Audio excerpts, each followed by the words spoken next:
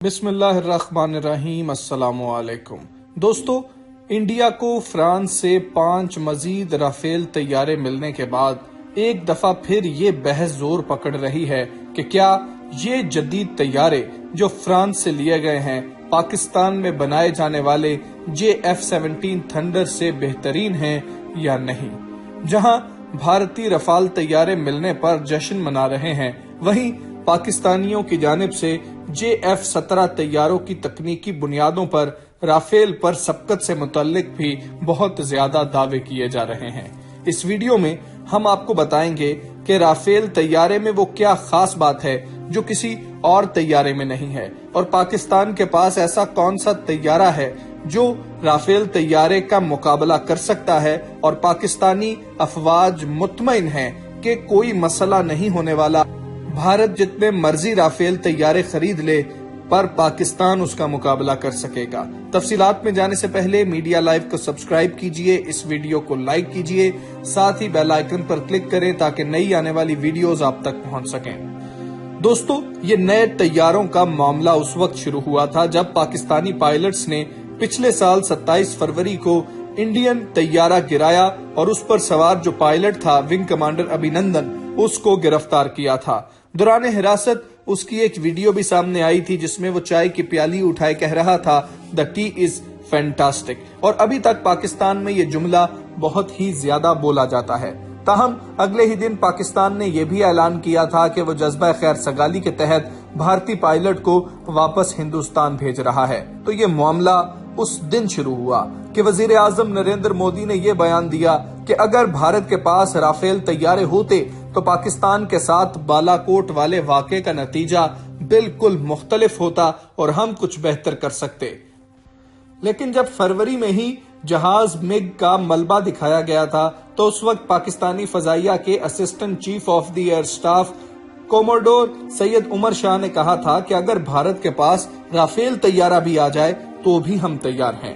بالاکوٹ کے واقعے کے بعد پاکستان نے بھارت کے خلاف فضائی آپریشن میں F-17 تھنڈر اور F-16 بھی استعمال کیے تھے۔ اب ان طیاروں کی خصوصیات جاننے سے پہلے ایک نظر یہ ڈالیں کہ فرانس نے جو رفال طیارے بھیجے ہیں وہ کتنے قابل ہیں۔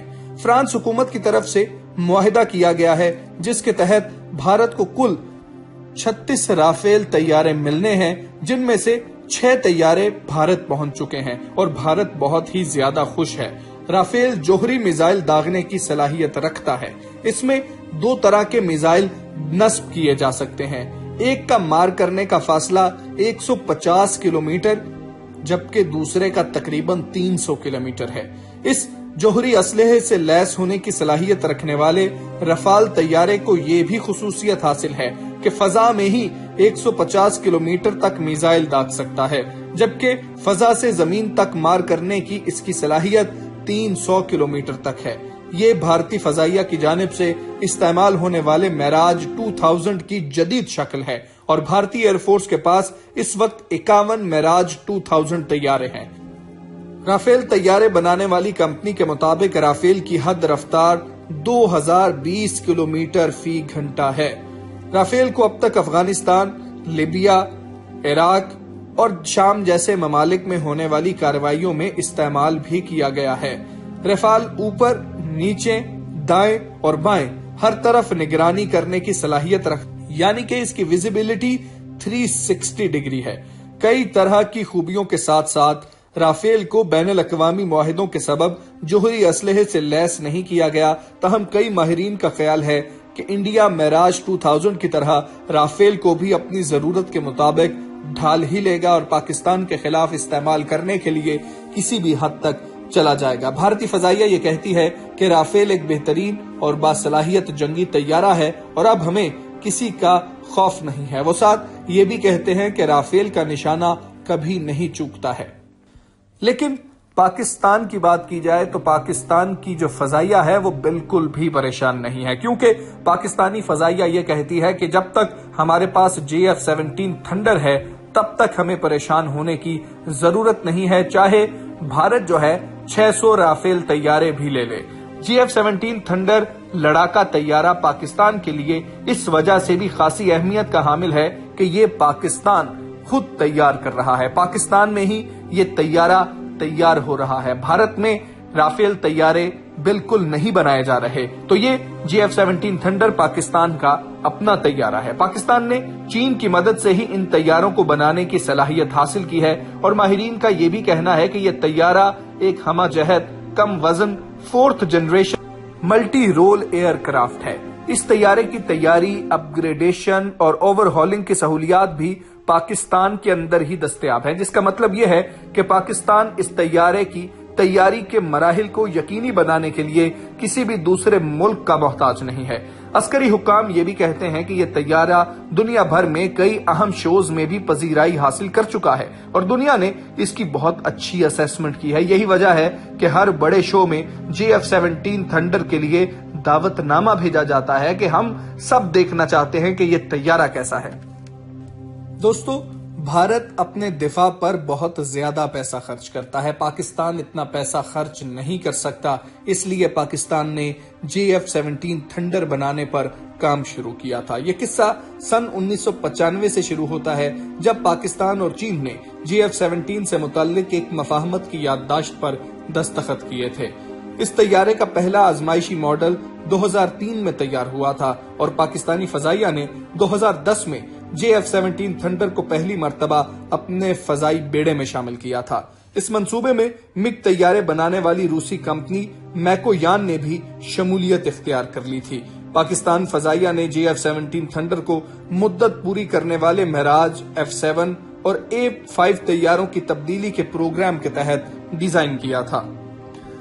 دفاعی امور کے ماہرین یہ کہتے ہیں کہ GF-17 تھنڈر طیارہ F-16 فالکن کی طرح ہلکے وزن کے ساتھ ساتھ تمام تر موسمی حالات میں زمین اور فضائی اہداف کو نشانہ بنانے والا طیارہ ہے، جو دور سے ہی اپنے ہدف کو نشانہ بنانے والے میزائل سے لیس ہے۔ اس میں بھی میزائل داغا جا سکتا ہے۔ GF-17 تھنڈر نے اسی صلاحیت کی بدولت بھارتی ابھینندن کو بھی زمین پر گرایا تھا۔ GF-17 تھنڈر طیاروں میں وہ جدید ریڈار نصب ہے جو رفال کی بھی بڑی خوبی گنی گئی تھی۔ یہ طیارہ اہداف کو لاک کر کے میزائل داغنے کی صلاحیت رکھتا ہے، یعنی ایک دفعہ اگر ہدف کو لاک کر دیا جائے تو ہدف جدھر بھی جائے گا یہ میزائل اس کو داغ دے گا۔ اس کی رینج 150 کلومیٹر تک بتائی جاتی ہے، اور یہی رینج رافیل طیاروں کی بھی ہے، اور یہ میزائل اپنے ہدف کا بالکل ایسے ہی پیچھا کرتا ہے جیسے ہالی ووڈ کی متعدد فلموں میں بھی دکھایا جاتا ہے۔ GF-17 تھنڈر زمین پر حریف کی نگرانی اور فضائی لڑائی کے ساتھ ساتھ زمینی حملے کی صلاحیت بھی رکھتا ہے۔ یہ طیارہ فضا سے زمین، فضا سے فضا اور فضا سے سطح آب یعنی سمندر پر حملہ کرنے والے میزائل سسٹم کے علاوہ دیگر ہتھیار استعمال کرنے کی صلاحیت بھی رکھتا ہے۔ اب سوال یہ اٹھتا ہے کہ آخر بھارت GF-17 تھنڈر کی برتری تسلیم کرنے کو تیار کیوں نہیں ہے؟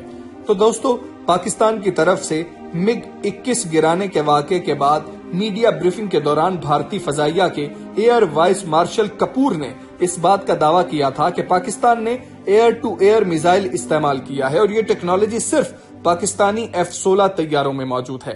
پاکستان نے یہ موقف رکھا کہ یہ ہدف GF-17 تھنڈر کی مدد سے نشانہ بنایا گیا تھا۔ پاکستان سچ کہہ رہا ہے، کیونکہ GF-17 تھنڈر ایک ایسا طیارہ ہے جو ملکی ضروریات کو مد نظر رکھ کر پاکستان نے ڈیزائن کیا ہے۔ ہمارے مقاصد کے اعتبار سے GF-17 تھنڈر بہترین آپشن ہے۔ بھارت کے طیارے تو اس وقت بھی اچھے تھے جب پاکستان نے بھارتی طیارہ مار گرایا تھا۔ پاک فضائیہ کے مطابق بھارت کے طیارے اڑتی پھرتی لاشیں ہیں، جس کی وجہ سے انہیں رافیل جیسی مہنگی ڈیل کی طرف جانا پڑا ہے۔ تھوڑے بہت فرق کے ساتھ وہ سب کچھ تو GF-17 تھنڈر میں بھی موجود ہے جو رافیل کی خوبیاں بتائی جاتے ہیں۔ ان کے مطابق اگر رافیل میں 4th جنریشن ہے تو GF-17 تھنڈر میں 4th اینڈ ہاف جنریشن تک کی صلاحیت ہے، اور پاکستان اس کو خود اپ ڈیٹ کر سکتا ہے۔ اب بات یہ کہ یہ دونوں طیارے کس کو سستے پڑ رہے ہیں۔